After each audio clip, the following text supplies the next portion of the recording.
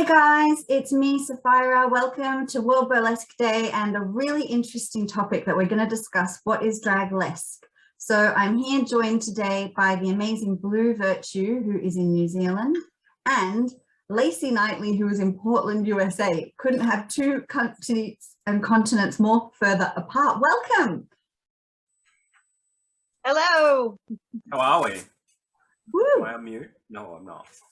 You are not on mute. So I would love to just find out from each of you, and maybe we'll go from Blue Virtue to Lacey, these two questions. Firstly, where are you in the world, and describe the kind of scene right now? Blue. Oh, hello, it's me. Hi, my name is Blue. My burlesque name is Blue Virtue, and my drag name is the Bombay Bombshell. I can go by any pronouns, he, she, they, whichever you like. I'm fine. And I'm in Poneke, which is Wellington, which is New Zealand's capital city, and it's quite nice at the moment. You can see out my window. There's been quite a bit of fog, but it's going nice, and the sun's about to set soon. And there's this amber zigzag cutting through the sky, which is quite nice. There's no wind or anything. Oh. We might have dinner out on the balcony, so ooh. Wow, that's really warm. What's the scene like in Wellington in New Zealand for you, for burlesque, for boylesque, for drag? The drag scene is very last year was super saturated for the last 2 or 3 years, so it's on a, I'd say, a little bit of a decline at the moment, and the burlesque is probably in the opposite spectrum, so it's lost quite a bit of shows, but it is on an uprise this year. Yeah, so it's interesting. So they're both worlds are like swapping roles right now. Yes, and you've got your foot in both. And so welcome to Lacey Knightley. Would you like to tell us where you are in the world and what the scene is like for you? Well, I am in Portland, Oregon in the United States, and our scene is coming back slowly. We have a drag scene, we have a burlesque scene, and then we have draglesque where they, intermingle for a little bit. And I think in the beginning, last year when the pandemic was slowly starting to let things open up again, I saw a lot of drag coming back first. There was a lot of drag brunches that were just blossoming all over the city, and a lot more shows coming back. And then the burlesque slowly started after that. So now what's happening now is we're losing venues. So we get some venues and we start having shows again, and then the venues just can't keep going, and they are losing money, and the pandemic just hit them so hard. They thought they could come back, and then they closed. So that is happening to me, and that's happened 3 times. So that's the hard part, I think, to try to bring the shows back, is to find the places that will stick around to let us have the shows. But it's slowly happening. That's happening here as well. And also, I don't know if over there deals with reduced capacity, which is probably as bad. So instead of 100-seater, it goes to 30. Yeah, we had that too. Well, last summer things just kind of opened up for everything, and then suddenly there was lockdown again and masks again, and then we had a lot of reduced capacity. So that did affect things too. And now slowly we're coming back to where we're taking off masks again. That just started about a week or 2 ago. And capacity is now coming back to full capacity. So we will see how long that lasts, because I have no idea. Yeah, it's been the same, not for the dragless side so much, but just because I can speak with burlesque, we've seen this whole lifting of all restrictions now here. We don't have to wear masks on public transport. They're even saying you have to isolate if you have COVID, but people still are, just to play it safe, like my dad just did. Definitely a big struggle of bringing venues back. Definitely the nightclub sector's been really hit hard because they had this COVID passport thing, and then people didn't want to have to be vaccinated just to go into a venue. I noticed when I was recently in Australia, they were much stricter. You had to show your vaccination certificate to order a coffee and go inside. Here, they haven't been expecting your vaccine certificate. So it's very interesting. Now, this new term to me is probably been around longer than I realized, draglesque. And I'm hoping to really engage the drag community and our drag cousins on this day of World Burlesque Day, because I think actually they are really buoyant, and I think they'd enjoy like being part of the day. And the way to do that is to look at where it's already kind of overlapping. And so I thought I just have to bring in some experts and ask some questions. So I'm going to start with you, Blue. Like, what led you to perform draglesque? How did you find out about it, and how long have you been doing it? I would say maybe in the last 4 years. I believe I just stumbled into it out of turning this into a career. So when I guess the drag race movement happened, the massive saturation of drag shows like climbed like quite rapidly. So in that the accessibility of drag climbed rapidly. So from having like, I don't know, a dozen dragsters in a city, and then in an instant, not an instant, like over a matter of months or something, having like 60. So when you get that many performers out of nowhere, that monopoly of performers takes the drag shows. If that makes sense. So that's also dealing with you can't be biased, you have to be inclusive, so everyone has to be involved in shows, if that makes sense. So that's the drag side of it. And then me being in the burlesque scene, I already had the experience of being I guess in the art of tease. So lots of people, I guess, around here, probably in similar places, don't have the idea of what burlesque is. Maybe I would say a handful that are in my situation that do drag burlesque.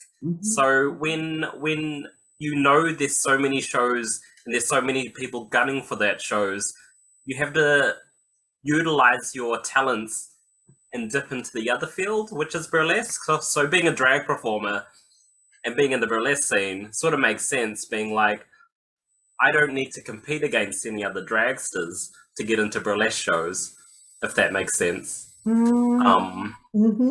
Clever.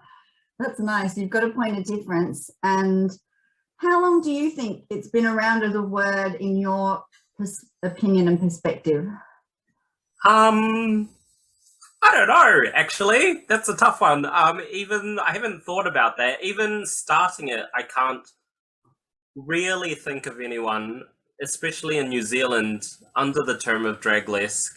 I know people that were drag performers and burlesque performers in different personas, but I guess maybe they are at the same time figuring out they can do both in one show.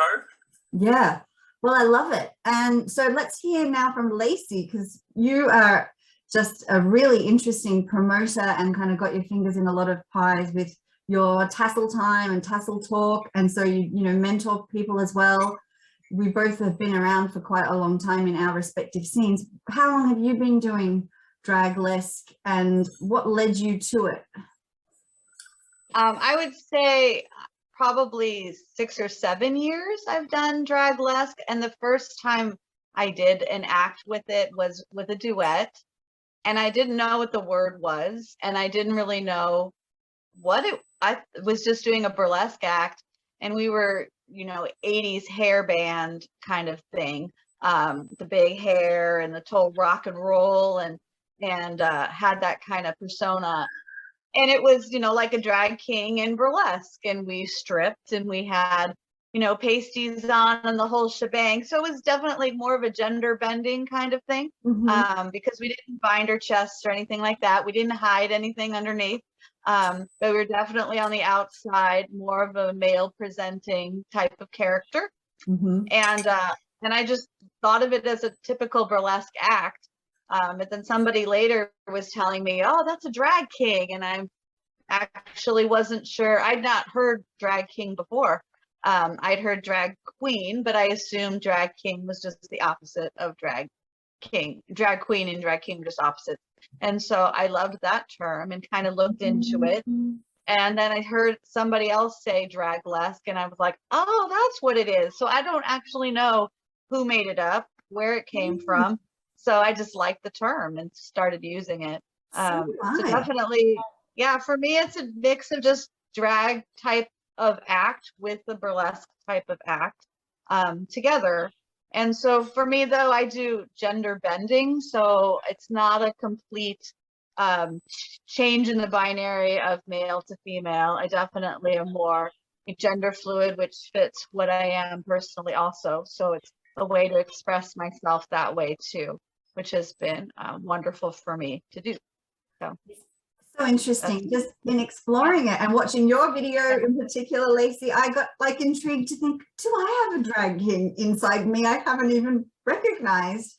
And then I was looking at early pictures of like playing with my sister when we used to like act out books, and I'd often take on the male role, and I've even got a picture, I think I'm about 8 with a mustache, and I was like, wow, maybe it's something I was unconsciously interested in, or just, you know, saw the vision for. I can't work out whether we needed a male, so I put on the mustache. I'm too young to remember, but it's an interesting thought, and it certainly wouldn't hurt to just like push yourself into an uncomfortable place just to give something a go. It might not make it an act, it might just still be an interesting place to develop, even bring something more to me as a burlesque performer or singer to have gone down that route, you know. So you're all sending me down a slippery slope.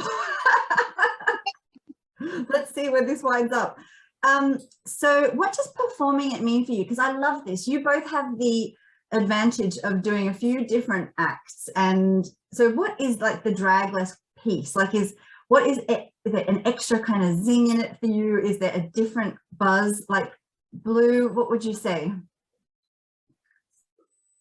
I really get a kick out of the different demographics that come to the show. When you get the traditional cis middle-aged white people coming to shows, and they're just open to anything, and then it just changes their mind or changes their life, and they're like, fuck, this is cool.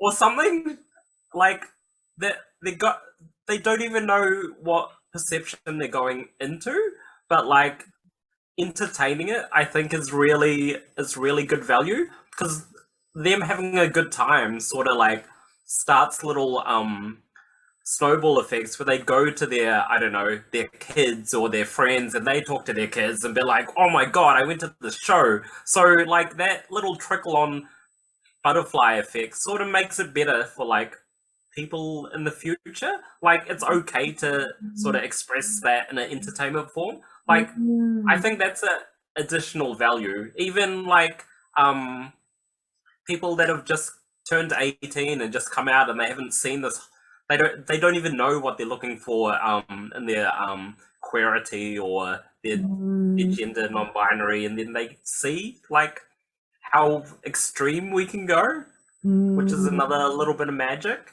Yeah, I think that's something special as well. You know, I think Bugs Bunny in those cartoons from Looney Tunes was my first experience of that, and enjoying watching Bugs Bunny just get into this real feminine character with the eyelashes. I don't know if people remember that. It's quite an old cartoon series, but I again think that was the inner stirrings, and I've heard people like Jo Boobs Weldon say that was one of her influences too, and I'm like, this is fascinating that it sort of was very, very latent in me. Now, I think you're right, you know, and I'm calling you Blue because we did that mentor program for so long together, but I should be probably saying Bombshell, so apologies. That's fine, it's too long. It's too long. It's only got on the mic. I started in the audience, like, you know, probably the audience of Looney Tunes from my TV before I was too long to get to cabaret and too young. And then in the early years of cabaret, I was very freaked out by drag. And then as I got into it and got more intrigued and got into puberty, I think I started being interested in all of these new parts of sexuality and expression. And then lo and behold, I started in burlesque, watching as an audience member, just enthralled, you know.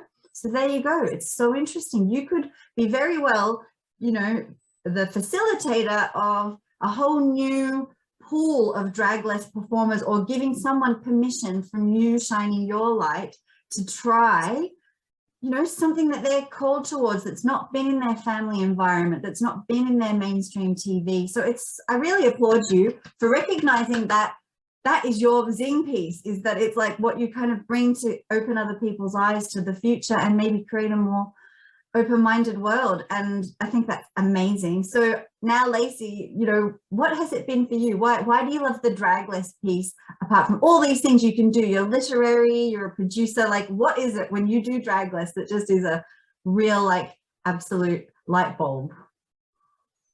I think it's very personal for me because, like I said before, I get to express my gender fluidity in a way that, you know, normally I don't really express it as much as I would like to. And so I can really just go all out with it and go crazy and really dive in deep. And it just helps me personally. So that's what it is for me, for sure. And I definitely have had a lot of people come up to me and be like, whoa, when you first came out, I was like, what is this? And then when you were over, I was like, what is this? And I was like, I don't know if that's a compliment, but it's like a weird one. So I get that kind of a lot, where they're just kind of taken aback by what in the world I'm doing. And then when I'm done, they all love it and are all like, what, this is so new to me. I've never seen anything like this before. And that makes me feel really good too. Yeah, I know. I've been feeling like that about a lot of your creativity in lockdown. You were doing, like, I just kept being on my phone and I just kept catching these little flickers of things, and you'd be a scroll stopper, which is a term I'd like to think I coined, but I've seen it used since. I was like totally scroll stopping because of your content, and I was like, this is an amazing artist. You just have got all these different mediums for doing stuff, and so I think you'd be phenomenal live. Like, I love your videos, but I think there's an energy like someone's live that is just so kind of irreplaceable via the digital medium, you know, as much as I love the digital medium because it's been a big exciting thing for me. But I think it does lose that kind of, I don't know, something in the aura, something in the atmosphere that kind of transcends into the airwaves. So yes, how is it different to burlesque? Because this is the thing I've been sort of grappling with. Is it just the fact that it's drag with stripping in it? This might be a really crude analogy, so please forgive my ignorance. You'll probably have a much better understanding. Is it drag with stripping? Is it drag with a storyline? Because I still feel drag has a lot of storyline in it. You go from a place to the end, and there's kind of some very clever themes and context that drag wouldn't work if it was just ambling along and there wasn't a theme and a beginning and an end. When I've watched Drag Race and I've been with, you know, MCs, they're very clever. But an act that's draglesque, is it just the stripping? Is there something else that's a bit more draggy than lesky, or vice versa? Maybe we start with Bombay. So, one big thing I like to challenge people if they're thinking about this is to respect the lip syncing side of it, because I think when you tear back the fundamentals of what drag performance is, like, obviously we acknowledge all the gender, embody, and everything like that, but the lip syncing side of drag performances, I feel like if you want to do draglesque, you need to, like, singing is like the alternative, but lip syncing is the technical art, I believe, of drag performing. Obviously you'll do makeup, do your gender expression, but lip syncing, if you, and then in the opposite side of that, burlesque, if you rip back the fundamentals of burlesque, is the art of tease. So once you combine the art of lip syncing from drag and the art of tease from burlesque, that's where I believe you have the art of draglesque, which is bringing both fundamentals of both arts together. So one thing that I really don't like is if you get a drag performer and then they just rip off a coat during their performance, does that qualify as burlesque? Right. Okay. Yeah. That makes sense. So essentially ripped the facet of the art of tease away, if Yeah. that makes sense. Unless it's like a 4-minute routine and they've slowly like taken their jacket off and it's teaseful, like that's the exception. Yes, I get it. I like Yeah. that's a good But I'd love to know what Lacey's thoughts are actually. But that's one of my high regards of difference. Yeah, I like what you said about the lip sync, because I remember when I first started taking burlesque classes, my instructor was saying that 99% of the time you don't lip sync in burlesque.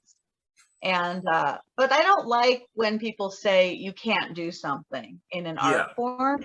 You know what I mean? Like, and so and what he was actually saying a lot of the time, with people who are still, you know, brand new and learning how to do an act, they would sing along with the songs, not intentionally. They would, you know, they couldn't help themselves but like say the words while they're trying to do their act. And it wasn't a lip sync. It was just like an accidental, I'm singing along with the song. He didn't want people to do that. So a lot of it had to do with that. But then he did actually say, though, that, you know, 99% of the time there's no lip syncing. And I just, that stuck with me. And I didn't like that, because there was a lot of songs that I thought would be amazing to do lip sync with and then to do burlesque with. But then later on, you know, when I started to do my own thing, it's just, you know, it's an art. And so there needs to be intentionality as to why you're lip syncing. And there is a total art form to lip syncing really well. So I can very much relate to what you're saying about the lip sync with the drag, for sure. Yeah, I believe like if somebody sings a chorus and then doesn't sing the rest of their song, I feel like that's essentially someone not rhinestoning like half their corset. Like you need to like go ham. Like if you're gonna lip sync. If you're just like trying out a new routine, it needs to be in the appropriate show. If you're being paid the same $150 as a headliner, like that's not good enough in my view. Like, yeah. But I'm happy to discuss that.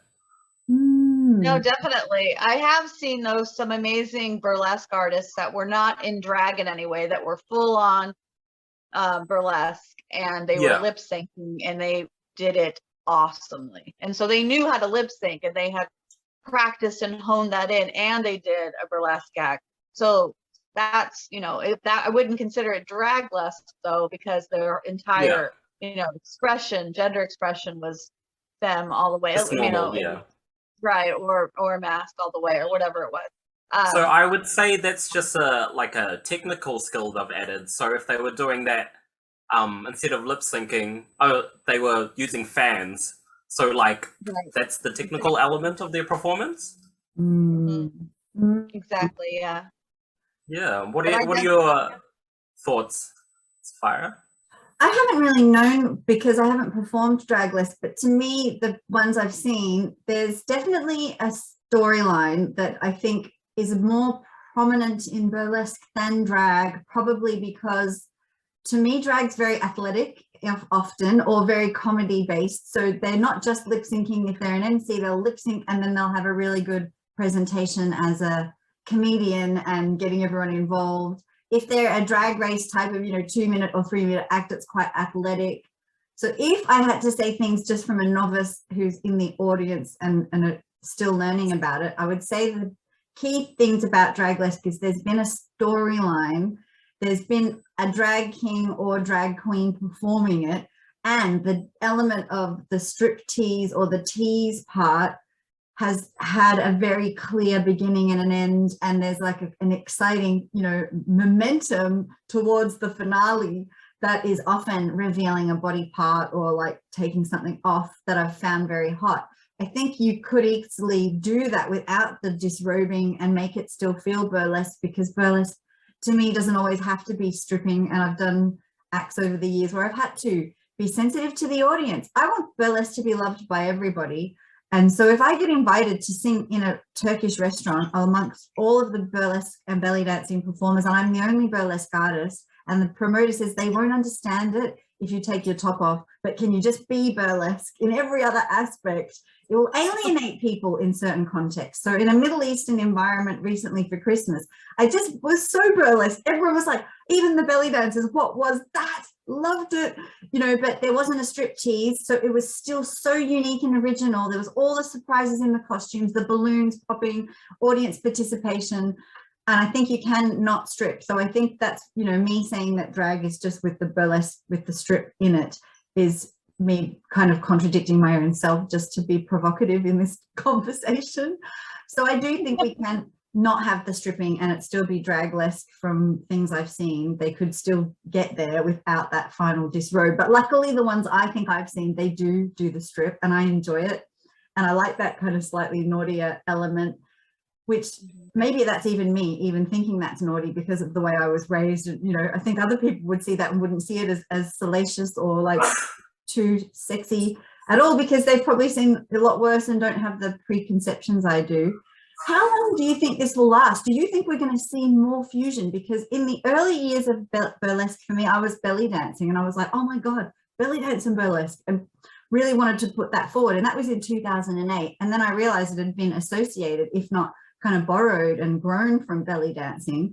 But in those days, the two styles were very segregated, and I got in a bit of trouble because belly dancing thought it was too sexy and they were trying to get, you know, just detach themselves from that. So they got taken seriously at children's events and family fairs. And however, now I've noticed, you know, years later, that every belly dancing school has a belly-esque element or burlesque or feather fans with the belly dance, and vice versa. Almost all of the burlesque schools have some component of come and learn belly dancing. It's either in a course where you get to be a belly-esque type of performer, or it's a separate component so people get all the isolation, get all the bump and grind from the belly dancing roots.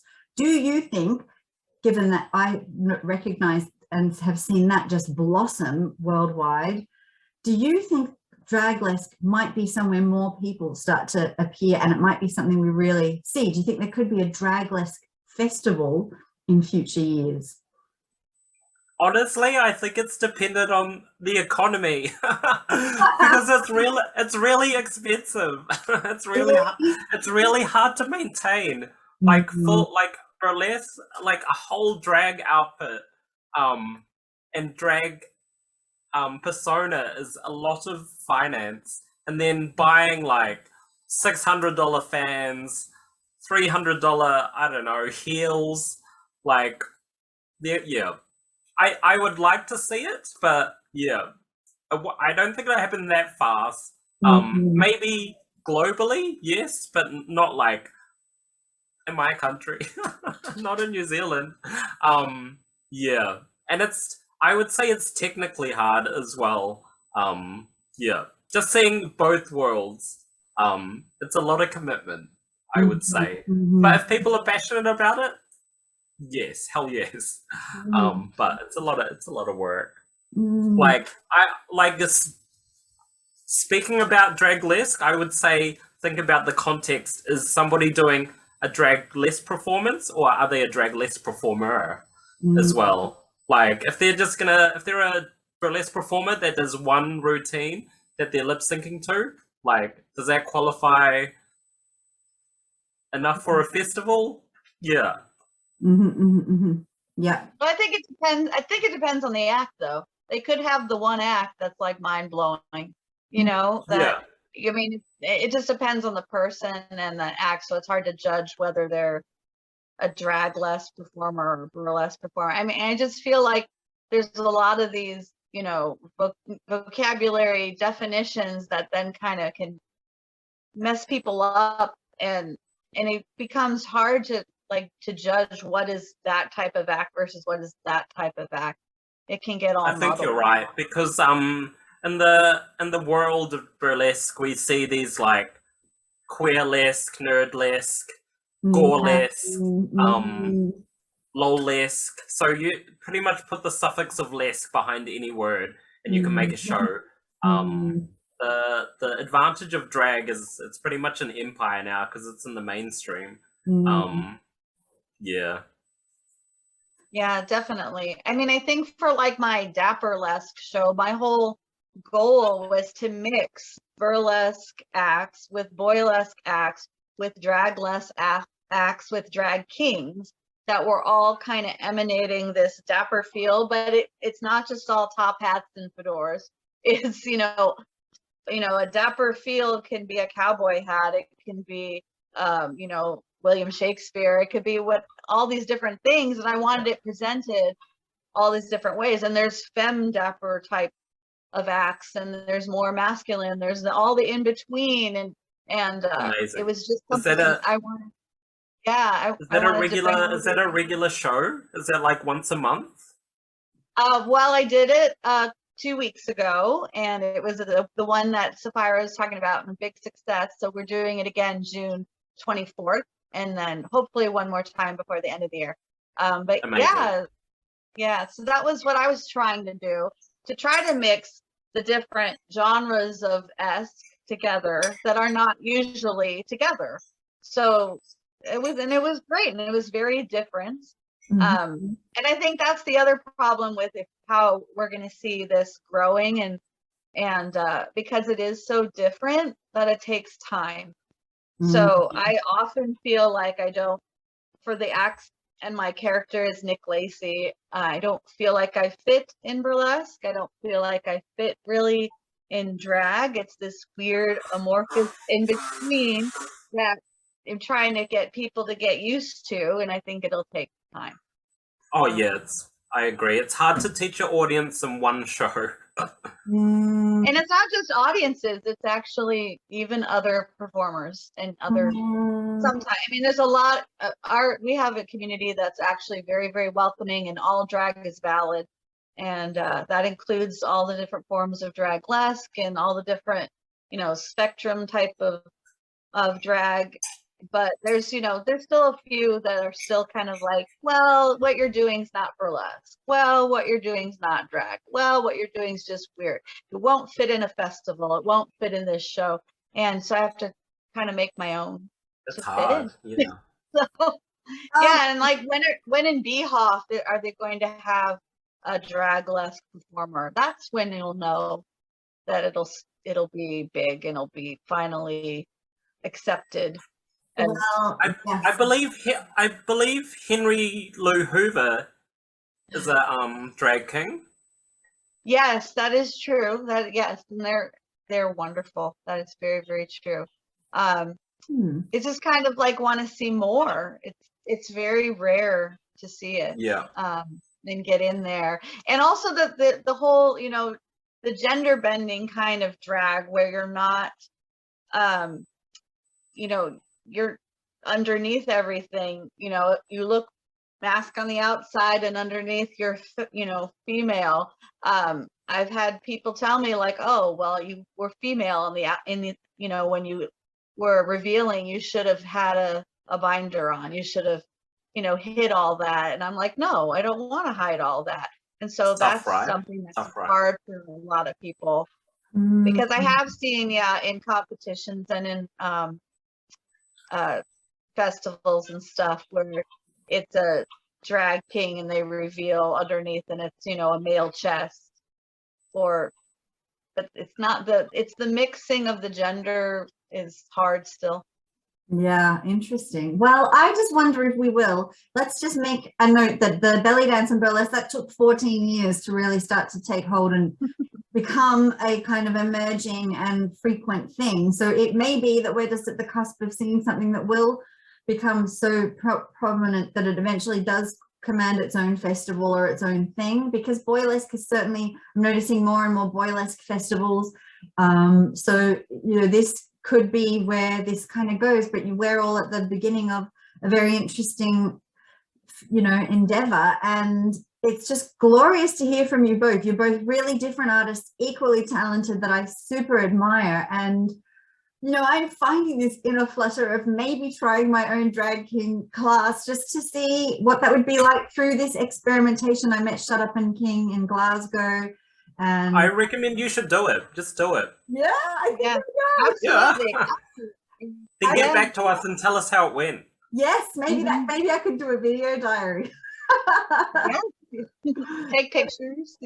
Yeah, it'd be quite interesting.